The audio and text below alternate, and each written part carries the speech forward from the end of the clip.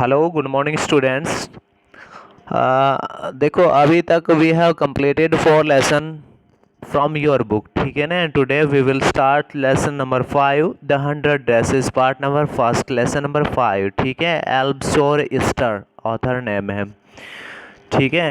कहता है कि हाउ डू यू जज द पीपल अराउंड अस, जो हमारे चारों तरफ लोग रहते हैं उनको कैसे किस तरीके से हम उनका आंकलन करेंगे। Bye their money, wealth and possessions, कहता है कि उनके पैसों से, उनकी वेल्थ होता है धन संपत्ति वगैरह, ठीक है। एंड पोजेशन, और जो उनके पास जो चीज़ है, पोजेशन मतलब उनके पास निहित है, उनके काबू में है जो प्रॉपर्टी है। और is there something of more enduring value to look for in a person, या फिर किसी आदमी में कुछ और चीज़ें होनी चाहिए। मोर एंड्योरिंग वैल्यू, कुछ उस आदमी के और अधिक मूल्य होने चाहिए। फॉर इन अ पर्सन, किसी आदमी को ढूंढने के लिए, ठीक है ना। लुक फॉर मतलब देखना, ढूंढना, ठीक है। कहता है कि किसी आदमी को जांचने परखने के लिए उसकी धन संपत्ति या उसके पास जो चीज़ है वही होनी चाहिए, या उस आदमी के पास कुछ और चीज़ें होनी चाहिए जिनसे कि लगे कि भाई वह एक अच्छा आदमी है। This story is a sensitive account of how a poor young girl is judged by her classmates. Wanda Petronsky is a young Polish girl who goes to the school with other American children in an American town. कहता है कि this story is a sensitive account of how a poor young girl is judged by her classmates. और कहता है कि यह जो कहानी है इज अ सेंसिटिव, एक बड़ी संवेदनशील अकाउंट, वर्णन है of how a poor young girl, कि किस प्रकार से एक गरीब छोटी सी लड़की is judged bye her classmates, कि उसके कक्षा के सहपाठी उसको कैसा मानते हैं, किस तरीके से उसको आंकते हैं। Wanda Petronski is a young Polish girl. Wanda Petronski एक छोटी पोलिश मतलब पोलैंड देश की रहने वाली लड़की है। टू स्कूल में विद अदर अमेरिकन चिल्ड्रन, जो दूसरे अमेरिकी बच्चों के साथ इन एन अमेरिकन टाउन, किसी अमेरिकी शहर में जाती है।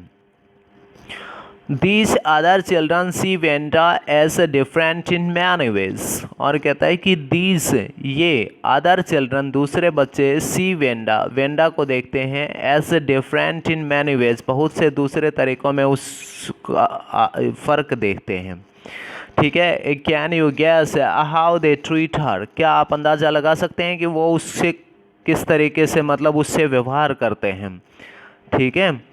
अब कहता है उसके बाद कि read the information in the box below, जो नीचे बॉक्स में दी गई इंफॉर्मेशन, जानकारी है, उसको ध्यान से पढ़ें। Find out more about this community, समुदाय के बारे में और अधिक जानकारी प्राप्त करें, और अबाउट रिलेटेड टॉपिक, या इससे संबंधित विषय के ऊपर, फ्रॉम एन एनसाइक्लोपीडिया और द इंटरनेट, और वो भी किसी एनसाइक्लोपीडिया मतलब शब्दकोश या विश्वकोश से या फिर इंटरनेट से। कहता है कि the Polish American community in the United states, America के अंदर पोलैंड और अमेरिकन समुदाय के लोग।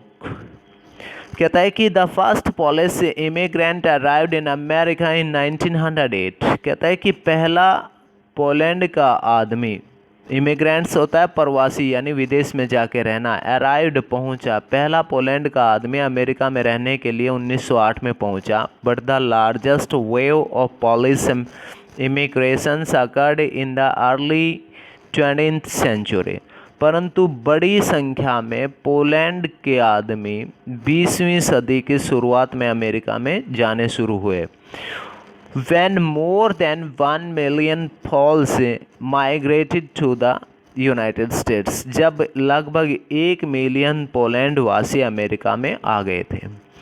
The Polish state did not exist at that time, और उस समय पर पोलैंड राज्य या पोलैंड देश अपने आप में अस्तित्व में नहीं था। नॉट एग्जिस्ट, एग्जिस्ट मतलब अस्तित्व में होना है। एंड द इमिग्रेंट्स, और प्रवासी जो थे विदेश जाने वाले, were identified according to their country of origin rather than to ethnicity. कहता है कि उनको उनकी मतलब कि according to their country of origin, origin मतलब जन्म स्थान, ठीक है ना, उनको जो पोलैंड के बहुत से निवासी अमेरिका गए थे उनको अपने जन्म स्थान की बजाय टू एथनिसिटी मतलब उनकी नस्ल के हिसाब से उनको जाना जाता था। कहता है कि उसके बाद they were identified as Russian Poles, German Poles and Austrian Poles. उनको माना जाता था कि वो कौन से हैं, रशियन पॉल्स हैं या जर्मन पॉल्स हैं या फिर ऑस्ट्रियन पॉल्स हैं, मतलब वो सभी कहाँ कहाँ से गए हुए हैं। उसके बाद कहता है कि one of the most notable polish American communities is in Chicago and it's suburbs. और कहता है कि इसके बाद सबसे महत्वपूर्ण जो पोलैंड या पॉलिश समुदाय के जो लोग हैं वो शिकागो या इसके अन्य छोटे भागों में रहते हैं।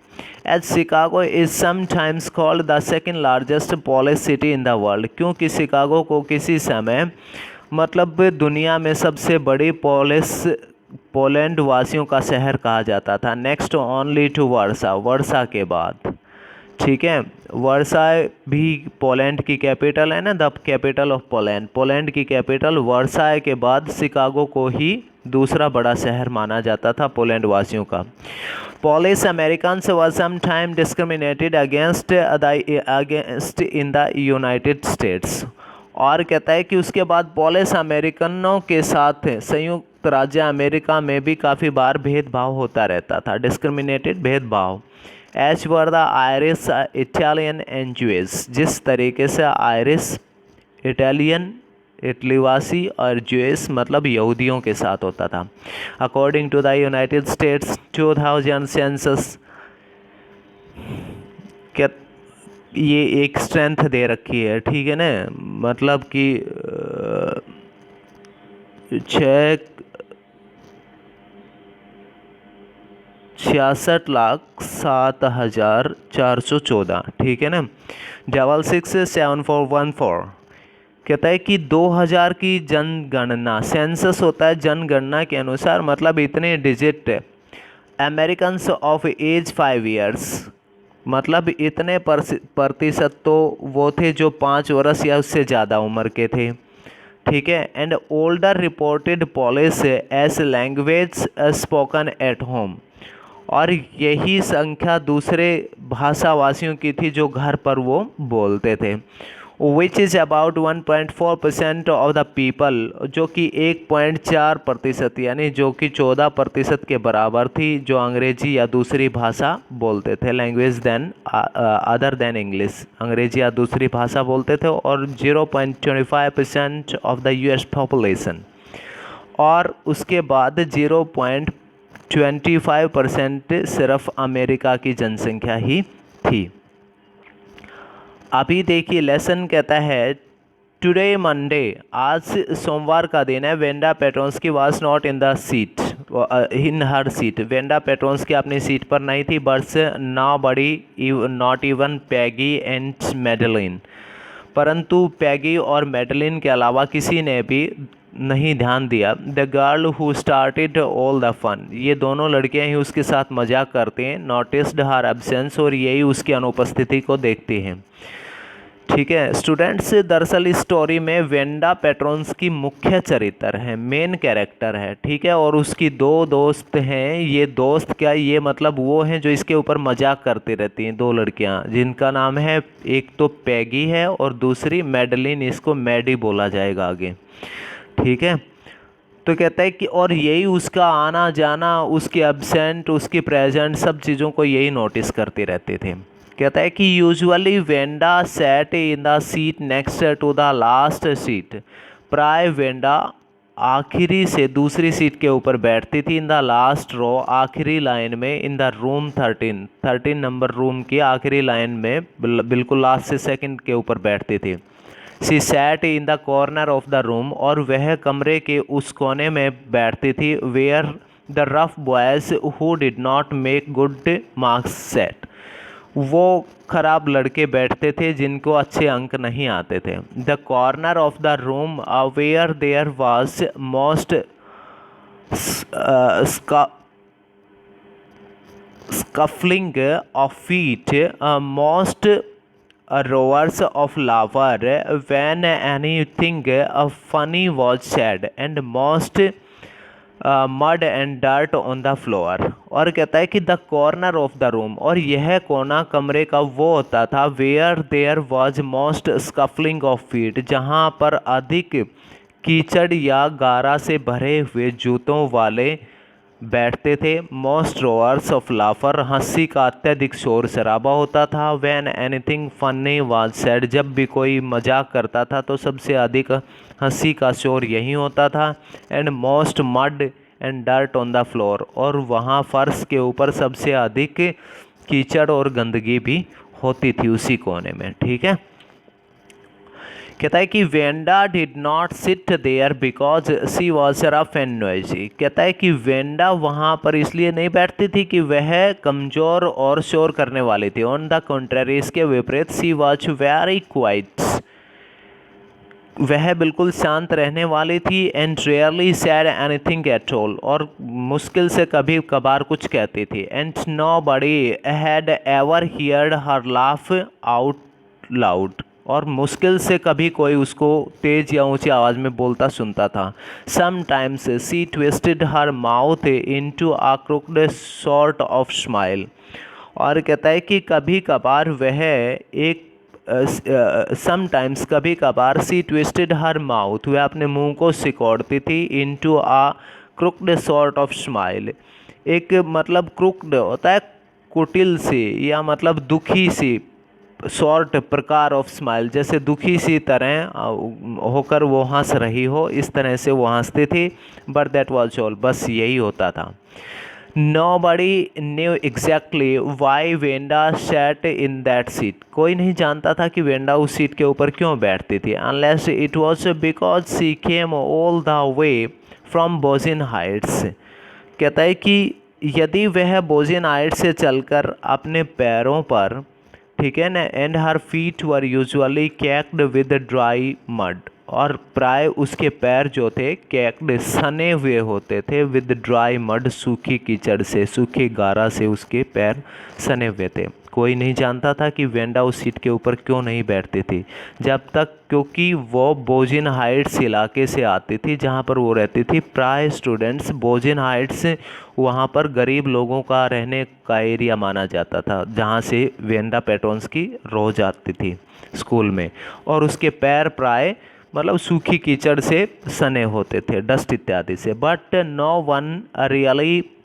Thought much about Wanda Petronski, पर कोई भी शायद इतना अधिक वेंडा पेट्रोन्स्की के बारे में नहीं सोचता था। Once he sat in the corner of the room, जब वो अपने कमरे में बैठे रहते, अपने कोने में बैठे रहते थे, तो the time when they thought about Wanda was outside of school hours, the time, समय, when they thought about Wanda, और जब वो वेंडा के बारे में स्कूल के बाहर के समय में ही सोचते थे। मतलब बच्चे ऐसे थे जो उसके बारे में कम ही सोचते थे, अगर सोचते भी थे तो वो outside of school hours, school hours के, स्कूल टाइम के बाद ही उसके बारे में सोचते थे। एट नून टाइम, या दोपहरी के समय। When they were coming back to school, या तो वो दोपहरी के समय स्कूल बंद होने के बाद जब घर आते थे स्कूल से आते टाइम पर, और in the morning early before school began, या फिर सुबह स्कूल शुरू होने से पहले जब स्कूल जाते थे तब सोचते थे। व्हेन ग्रुप्स ऑफ 2 और 3, जब 2 या 3 का समूह होता था बच्चों का, और इवन मोर या फिर अधिक होता था, तब स्कूल से आते जाते टाइम पर वो वेंडा पेट्रोन्स्की के बारे में सोचते थे। Would be talking and laughing on their way to the school yard, और स्कूल के आंगन में वो बातें करते या हंसते थे, बस इसी समय सोचते थे। Then sometimes they waited for Wanda, तब वो कभी कभार वेंडा का इंतजार भी करते, to have fun with her, उसके साथ मजाक करने के लिए। द नेक्स्ट डे, और अगले दिन, Tuesday Wanda was not in the school, अगले दिन ट्यूसडे को वेंडा स्कूल में नहीं थी। कहता है कि इधर and nobody noticed her absence again, और फिर किसी ने उसकी अनुपस्थिति को नहीं देखा। बट ऑन वेडनेसडे, परंतु बुधवार को Peggy and Maddie who sat down front with other children, जो दोनों लड़कियां अन्य बच्चों से आगे बैठती थी, हु गॉट गुड मार्क्स, जिनको अच्छे नंबर आते थे, and who did not track in a whole lot of mud, और कहता है कि जो मतलब ना ही कीचड़ वाले रास्तों से आते थे, हु डिड नॉट जो कि नहीं, ट्रैक रास्ता, in the whole lot of mud, ना ही वो कीचड़ वाले यानी गरीब रास्तों से, गरीब स्थानों से आते थे। डिड नोटिस, उन्होंने ही देखा, that Wanda was not there, उन्होंने दोनों ने देखा, पैगी और मैडी ने, कि भाई वेंडा आज स्कूल में नहीं थी। Peggy was the most popular girl in school, और पैगी स्कूल में बड़ी प्रसिद्ध लड़की थी। और कहता है कि सी वॉज प्रेटी, कहता है कि वह सुंदर थी। She had many pretty clothes, उसके पास काफ़ी सुंदर सुंदर कपड़े थे। एंड हर हेयर वॉज करली, और उसके बाल घुंघराले थे। Maddie was her closest friend, और मैडी उसकी सबसे अच्छी दोस्त थी। The reason Peggy and Maddie noticed, और कहता है कि पैगी और मैडी का उसको देखने का, वेंडाज एब्सेंस, वेंडा की अनुपस्थिति को देखने का जो कारण था, was because Wanda had made them late to school, वो इस बात से था क्योंकि वेंडा ने उनको स्कूल में देरी करवा दी थी। इस बात के लिए देरी करवा दी थी क्योंकि वेंडा नहीं आई, तो वो वेंडा का इंतज़ार करते रही, और किसी बात के लिए नहीं। वो रास्ते में वेंडा का इंतज़ार करते रही कि वेंडा आएगी और हम उन दोनों उसका इंतज़ार करेंगे, बस इसी बात के लिए वो मतलब लेट हो गई। कहते हैं कि they had waited and waited for Wanda, वो दोनों वेंडा का इंतज़ार करते रही। To have some fun with her, कि उसके साथ वो मजाक करेंगे। And she just had not come, पर वेंडा स्कूल नहीं आई उस दिन। They often waited for Wanda Petronski, वो प्राय वेंडा पेट्रोन्स्की का इंतज़ार कर लेते थे। To have fun with her, क्योंकि उसके साथ उन्हें मजाक करना था। ठीक है, बस इतना ही पढ़ेंगे स्टूडेंट्स आज। So read the lesson very carefully. ठीक है स्टूडेंट्स, ओके थैंक्स।